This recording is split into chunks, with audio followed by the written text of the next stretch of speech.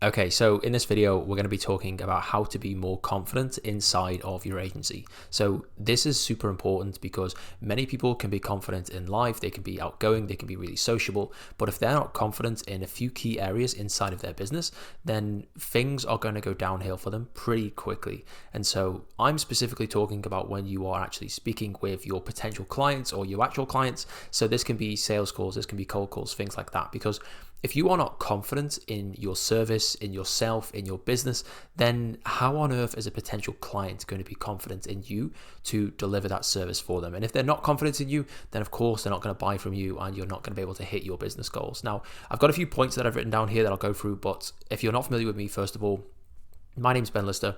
I help agency owners on this channel by documenting all the learnings that I have that help me to make multi-six figures per year. So the first point I want to go through is that understanding why you actually gain more confidence, what is happening there, because people think that it's actually due to, competence. I'm now better at sales, so of course I'm going to be more confident in my sales skills. But it's not the fact that you are better at sales and you're more competent, it's the fact that you believe that you are. And so there's a big difference there. And of course you can just believe you're better by getting better and just experiencing the positive effects of that and the positive results. People tell you you're good at sales, you close a few sales calls, so of course you're going to think you're good at sales, right? But in actual fact, we can rewire this a little bit inside of our brains. And so if you are constantly finishing a sales call and telling yourself, that was the worst call ever, this was terrible, this is not going to be successful, I'm really bad at sales, and all these really, really negative beliefs that you're telling yourself, then of course you're going to be bad at sales. Of course your confidence is going to be at an all-time low. But if you have a really good sale and you are constantly, repetitively, repeating that sales call and listen to it again and again and again and going through, I did this really well, this was a really good point that I made, that analogy that I used there, this objection handling framework, I've really nailed this part of the call. If you start going through those processes and you start reading back and listening back to your sales calls, then there's no way you don't think that you're good at sales. And this goes the same with virtually anything in life. But listen back to your cold calls, listen back to your sales calls, listen back to the things that you're doing which are actually, positive. When you close a deal, listen to it again and again and again. What did I say here that made this person buy? Did I do something where, there was a real positive here that I can learn from? Is there a first time that I tried something that I can do it again? And every time you're listening to this sales call that you close again and again and again, the first client I ever closed, I must have listened to that sales call like 20 times. I'm not even joking.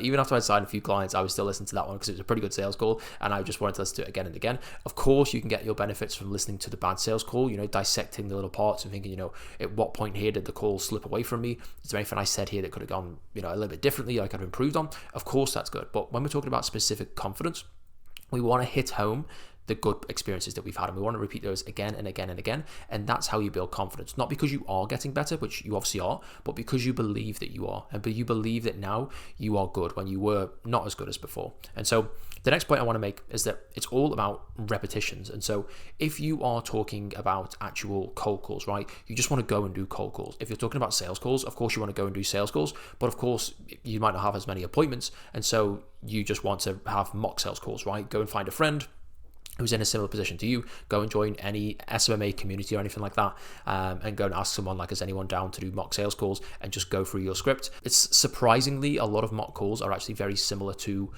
normal calls, as long as you actually are putting in the right kind of work and you have someone there who's going to answer the questions in the right way, and they are going to, not just going to agree with everything that you do, they might throw some curveballs at you and stuff like that. If you repeat that again and again and again, you repeat that line again and again and again, all your questions, your frameworks, all that kind of stuff, then you're going to get confidence. You're going to be able to get confident doing it because you've done this so many times before, right? And because you're getting better and better, again, you're believing you're getting better and better. And so, of course, you're going to get more confident at it. Then as well, when it comes to creating content for the business, just create and create and create. If you have an idea in your head and you think, I'm not making enough money, or the business isn't in a place for me to post content just yet, or whatever excuse you give yourself, I think you should post content regardless. Record the video, go through the process. Obviously record yourself. It's very, very awkward at first. I think if you watch my first few YouTube videos, there might be there might be a noticeable lack of confidence in the start compared to how I am now. But I only got to this point just by repeating and repeating and repeating.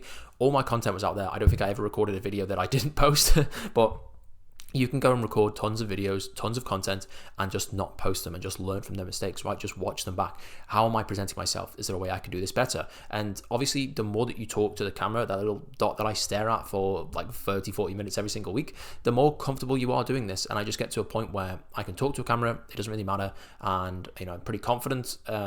doing that, I guess. And you build that competence up. And people who I know personally, who I tell, I do YouTube for as part of my job, as part of my business, if they ever check it out, like, people seem to just think that I speak very clearly and like pretty confidently, whereas a lot of people, when they record themselves, they might be hesitant to speak into the camera. It might be a scary prospect, and of course it is at the start, but the only reason I got to this point was because I've just probably spent, it must be like 20, 30, 40 hours just recording myself. It's got to be even more than that, to be honest with you, especially through my business, but specifically on this YouTube channel. Like, I literally just hear myself talk and I record into a camera like all the time. So of course I'm going to get more confident at that. Of course I'm going to get better at it, and it's just repetition. And so the next point I want to make is about something called the spotlight effect. And so people don't actually care about you as much as you might want to think that they do. And this is it's really humbling to know this, that people don't actually care about you as much as you think that they do. But it's also very freeing, because when you realize that everyone is going around your day, and you might have a bad hair today, or you might have something that's going on which is something that you're self-conscious about or you're not confident about, no one cares. Like, even if someone noticed that you have like a really bad hairdo today, like your hair is just not in the right place that you want it to be, like things aren't just going well, like they might see it, they might just acknowledge it, and then they're probably going to forget about it 30 seconds later. Unless it's like the most embarrassing thing ever, which is like, it's probably not going to be in that situation, then people just aren't going to remember. And even still, there's a fact that you do something that is embarrassing, that you think is embarrassing, but other people don't care at all, right? Let's say you send a cold email out and the person thinks, God, this is a really bad cold email. Like, they're not going to respond. Like, most of the time, they're not going to respond and think, oh, this is a bad cold email. And if they do, then you can just ignore it. Like, all of these people, all of these little, and you just imagine everyone as like an NPC, because that's basically what they are. All these NPCs that are around in the world that just exist, and they just like walk past your house from time to time, and that you see when you go to the gym and stuff like that. They're like, their opinions just do not matter. And even if they did, then like, they don't even care about you specifically that much anyway, for it to make a significant impact on your life. And so it's just something to be aware of. If you think about other people, like let's say, for example, people that you might work with or go to school with or anything else, right? At the end of the day, like, do you really think about them all the time? Like, let's say someone did something that was a little bit weird and you thought, God, that was a bit strange. Like, why do they do that? And they must be embarrassed by that. Do you think about that all the time? Can you think of 5 examples where someone has embarrassed himself in front of you? Probably not. And this is the big thing. And so if you can't think of it, many people probably can't think of it themselves, and they probably definitely can't think about an embarrassing thing that you did specifically. And so, like, just forget about it, Like, for example, if you're worried about posting content because, it's a little bit weird and maybe your friends will find out and I think it's a little bit strange that you're doing this, like, you just have to think eventually they'll just get used to it, because they will. Like, I posted like 100 YouTube videos on this now. Like, some of my friends from university found out about it, like people that my family know about it and stuff like that. And at first I was just kind of like, like, oh, this is like not great. I didn't want to tell people, got to create thumbnails and stuff that's kind of like a bit, a little bit cheesy and stuff. But at the end of the day, it's just like, who cares, man? Like, who cares? Like, I've got a goal. I want to grow my business. Like, this is what I'm doing. And it doesn't matter. And this is how I get confidence, just by knowing that they don't care. And if I don't really care as well, and if I show that I don't really care, that the fact that I'm doing these YouTube videos, then no one else will, because no one cares more about me than I do, right? And that's the same for virtually everyone, right? Unless you're some kind of like super celebrity and you've got like crazy fans. Like, at the end of the day, like, the only person that cares as much as you, is literally no one, right? You're the only person that cares as much as you. And so it doesn't really matter what people think. And once you understand that, then obviously you can go on and do crazy things and do a lot bigger things. But the next point that I want to make as well is understanding why you actually might have a lack of confidence. Like, why in our heads do we get nervous? Do we get shy? Do we get uncomfortable, anxious when we do specific tasks? So let's say, for example, someone told you, like, oh, you're at, let's say you're at a concert, right? And then someone says, oh, like, after, like, halfway through the show, like, there's going to be, like, an intermission, and then you have to go onto the stage and, like, read from this piece of paper, and you have to tell everyone, like, this thing. You have to read a poem, for example. You would think, like, oh, my God, this is the worst thing in the world. I can't do this. There's thousands of people here. This is going to be really scary. But in actual fact, like, if you just read the poem out to yourself, like, what happens? Nothing. You just read the poem. If you read it to your close friends and family, what would happen? Nothing, right? No one cares, right? But because now there's a really big crowd of people there, and there's people that maybe you don't know, now you get really nervous about it. And it's just understanding like why that happens. When I go and create this YouTube video and I'm going to put it out into the world, into thousands of people potentially, and lots of people are going to see this, and this is potential to stay on the internet forever, and people who live for hundreds, if not thousands of years are going to see this in the future maybe, you know? Why is that potentially scary? Why is that something that makes you think like, oh my God, like this is something that's weird? Why, when you jump on a sales call, do you think like, oh my God, I'm going to speak to this person and I'm going to be, asking them specific questions? At the end of the day, the reason this happens, and from an evolutionary perspective, is that when humans were in tribes in the African plains and all that kind of stuff, and when we were basically just like wild animals, if we're not already, but if we're not still, the reason people got nervous about those kind of things was because if you ever embarrassed yourself or you did something that was wrong and you were sort of like cast out from the tribe, then you would basically die, because humans needed to work in packs and tribes to go and hunt for food, for security, for everything else, to bring up children, all that kind of stuff. And so if that was taken away from you, if you were kicked out of the tribe, if you were basically you didn't have those basic physiological needs met, then you would die, right? And it'd be the worst thing ever. And this is how we evolved to make sure that this didn't happen, because if you did get kicked out of the tribe, then it was really bad news. And so we evolved to make sure that we had humans who were actually scared of getting kicked out of the tribe. And so they were, sort of programmed to make it so they didn't want to do these things where they talk in front of the tribe, right? They talk in front of big packs of people. They do things that potentially could put people off. And so this is why you have this weird thing in your head that basically says like, oh, I don't want to do this thing if someone thinks that they wouldn't do it, or they think it's strange, right? And it's such a hard thing to define, but when you understand that the reason why you have this feeling inside of you where you'll get a bit nervous and like you have these, your heart races a little bit more, maybe your palms get sweaty, like, maybe you start to shake a little bit, all this kind of stuff, you realize like it's just some part of my brain that's telling me like, make sure you don't embarrass yourself in front of the tribe. It doesn't account for today, right? The tribe doesn't exist. Like, if someone thinks your YouTube video is weird, they're just going to click on the next thing, and then they're just going to click on the next thing, and then the next thing, and the next thing. It doesn't really matter.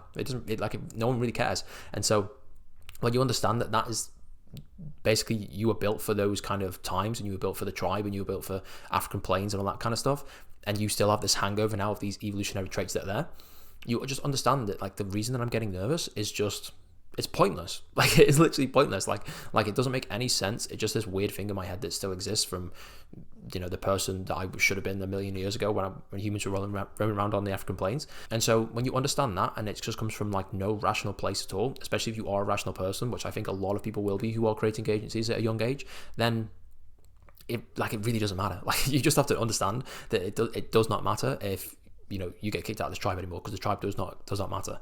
It does not exist. And so yeah, I just hope I made the point pretty clear there, that obviously, these things that are inside your head, the reason that you have this physical reaction to these, societal situations where you are approach people, speaking to people, and you get nervous, is literally just because of some like thing from millions of years ago that just does not apply anymore. And so once you understand that, it obviously doesn't make things like instantly easier, but it can make it so you just realize like, oh, actually, it doesn't make sense for me to be nervous about the situation. Then that can actually help you. And the next point I want to make is that this is something that I think I heard from Hormozy, maybe Alex Hormozy, is that if you care about someone's opinion, like if you think like, God, I'm gonna wear this like really expensive trainers today, so that this person thinks, wow, he's like a cool person for this, and you're trying to sort of impress that person, you're basically like caring about that person's opinion, and it's such a stupid thing to do and such a weird thing to do, because eventually that person will die. And this sounds so morbid and it sounds so weird, but eventually that person will go, eventually that person will die, and then those thoughts and those feelings that person had will also die, and then a new set of people eventually will be here on the planet, and then eventually they will die. And so if you look at it in the grand scheme of things, like if you look down on it from like a 30,000 foot view or even further view, like no one cares that you have these nice trainers. No one cares that you messed up your sales call. No one cares that you sounded nervous on the cold call and you said a line that you wanted to try that was a little bit cheesy and a little bit out there.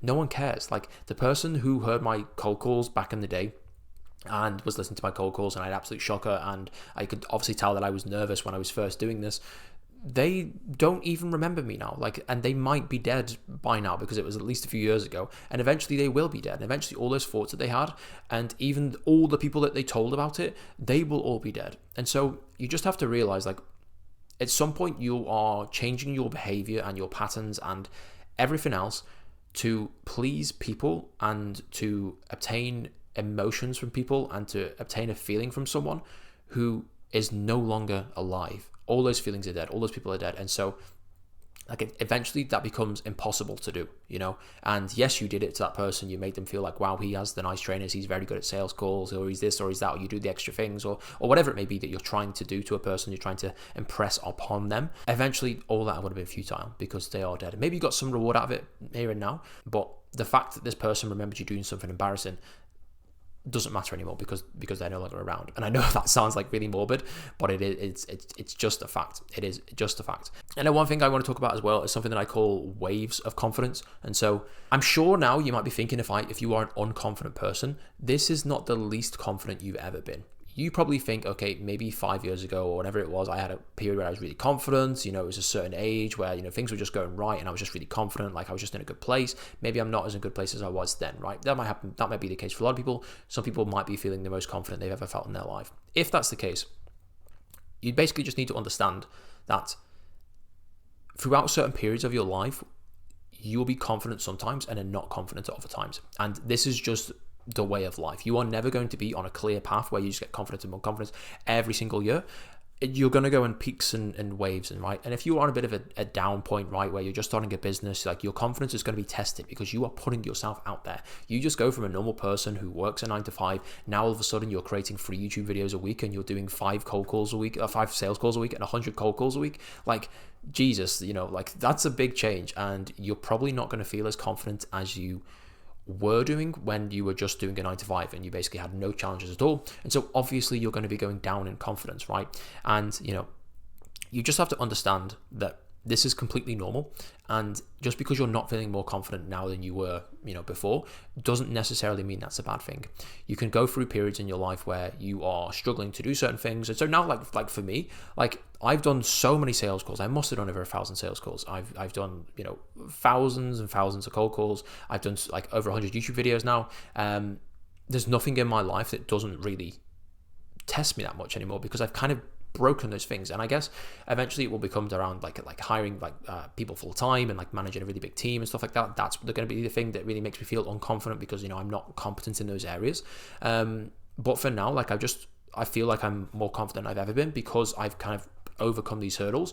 But you might be still overcoming those. You might be facing those, and you just got to realize that I feel like you come up towards a big task, then your confidence dips as you start to learn that task, and then it goes back up once you realize that you're doing it, and you obviously get more confident because now you know how to do that task when you didn't before. And then another big task comes, right? Now you've got to hire a big team and you've got to manage a big team. And then your confidence is going to go down because you have a few mistakes and things go wrong, but then you figure it out and then you go back up, and it's just these waves of confidence, right? But eventually it sort of like averages out, and if you did like a line of best fit, as pretty diagonal and pretty in the right direction. And so you just got to understand that.